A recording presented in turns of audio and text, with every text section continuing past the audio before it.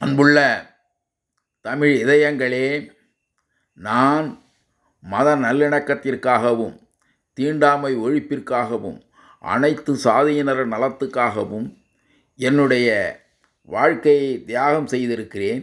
சுமார் 60 ஆண்டுகளாக நான் இந்த தமிழகத்திலே தீண்டாமை ஒழிப்பதற்காக பல மாவட்டங்கள், பல ஊர்கள், பல கிராமங்கள், பல நகரங்கள், மாநகரங்களிலே சென்று மக்களை நல்வழிப்படுத்தியிருக்கிறேன். அதை உங்களுக்கு சொல்ல விரும்புகிறேன். அதே போல் இந்த நாட்டிலே மத நல்லிணக்கம் மிகவும் அவசியம். மத நல்லிணக்கம் இல்லாமல் போனால் இந்த நாடு அழிந்து போய்விடும். இந்த நாடு மிகவும் சிறப்பாக வாழ வேண்டும் என்று சொன்னால் மத நல்லிணக்கம் அவசியம். மத நல்லிணக்கத்தை காப்போம். அதற்காக சில பாடல்களை உங்கள் மத்தியிலே நான் பாட விரும்புகிறேன். அன்புள்ள மக்களுக்கு அஸ்ஸலாமு அலைக்கும். அன்புள்ள மக்களுக்கு அஸ்ஸலாமு அலைக்கும்.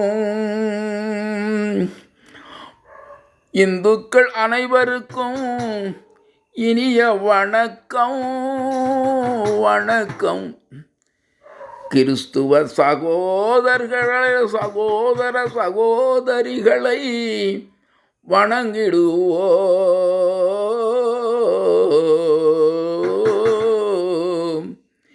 பிசி எம்பிசி எஸ்சி எஸ்டி அனைவரும் இந்த நாட்டில் இனிது வாழ்ந்திட வேண்டும் என்பேன். பிசி எம்பிசி எஸ்சி எஸ்டி அனைவரும் ஒன்றாய் வாழ்ந்திட வேண்டும் என்பேன். வந்தே மாதரம் என்றே சொல்லிடுவேன். ஜெய்ஹிந்த் என்றே கூறிடுவேன். வந்தே மாதரம் என்றிடுவேன். ஊரென்று இருந்தால் அங்கே ஒரு கோயிலும் வேண்டும். அதன் அருகினிலே ஒரு சர்ச்சும் வேண்டும். அதன் பக்கத்திலே ஒரு மசூதியும் வேண்டும். அனைத்து மதமும் ஒன்றுபட்டால் தமிழகம் உயர்வு பெறும். தமிழகம் உயர்வு பெறும். அது மட்டுமல்லாமல் இந்த தமிழகத்திலே சமூக நீதி விரிவாக்கம் செய்யப்பட வேண்டும். ஒரு சாதிக்கு ஒருவரே அமைச்சராக நியமிக்கப்பட வேண்டும். ஒரு மதத்திற்கு ஒருவரே அமைச்சராக நியமிக்கப்பட வேண்டும். வருடத்திற்கு ஒரு முறை அமைச்சர்கள் மாற்றப்பட வேண்டும். ஒரே சாதிக்கு நிறைய அமைச்சர்களை கொடுக்கக்கூடாது. ஒரு சாதிக்கு ஒரு மதத்திற்கு பிரதிநிதித்துவம் இல்லாமல் இருக்கக்கூடாது. சமூக நீதி என்றால் இந்துவுக்கு 5 சமூக நீதி என்றால் இஸ்லாமியர்களுக்கு அந்த 5 அமைச்சர் பதவிகள் நிச்சயம் வழங்கப்பட வேண்டும். கிறிஸ்தவர்களுக்கு 5 அமைச்சர்கள் வழங்கப்பட வேண்டும். எஸ்சிக்கு 5 அமைச்சர்கள் கொடுக்கப்பட வேண்டும். எஸ்டி மக்களுக்கு 5 அமைச்சர் பதவிகள் கொடுக்கப்பட வேண்டும். அது மட்டுமல்லாமல் மத்திய மாநில அரசுகள் ஒன்றுபட்டு இந்த வெள்ள நிவாரணப் பணிகளை இனிதே நிறைவேற்ற வேண்டும். மத்திய அரசை மாநில அரசு பகைக்கக்கூடாது. மாநில அரசை மத்திய அரசு அவமதிக்கக்கூடாது. மாநில உரிமையும் அவசியம்.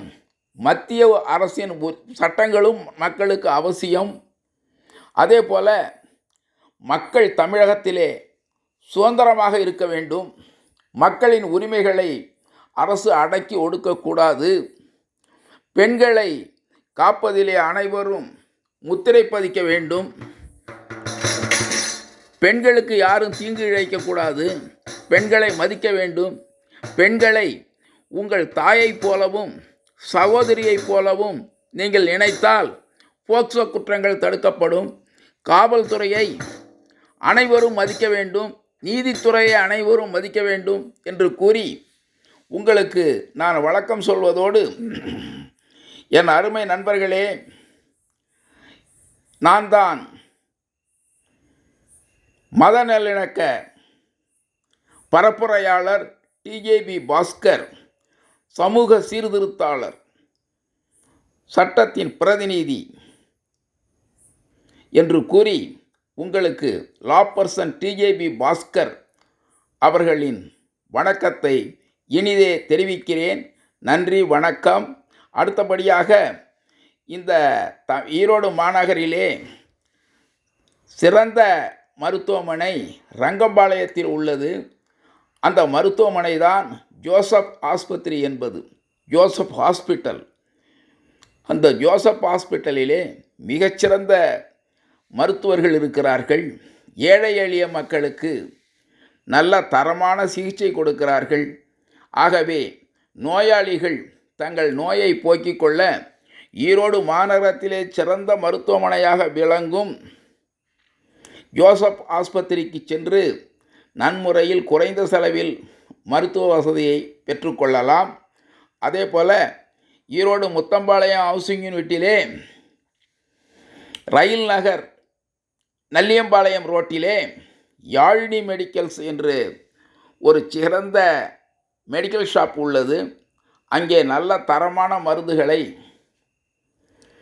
மிகவும் குறைந்த விலையில் கொடுக்கிறார்கள். புத்தம் புதிய மாத்திரைகளை கொடுக்கிறார்கள். ஆகவே இந்த யாழினி மெடிக்கல்ஸை நீங்கள் ஆதரிக்க வேண்டும். ஜோசப் மருத்துவமனையை நீங்கள் மறக்கக்கூடாது. நன்றி, வணக்கம். டிஜேபி பாஸ்கர், ஈரோடு முத்தம்பாளையம் ஹவுசிங் யூனிட், பகுதி 1, ஈரோடு 9.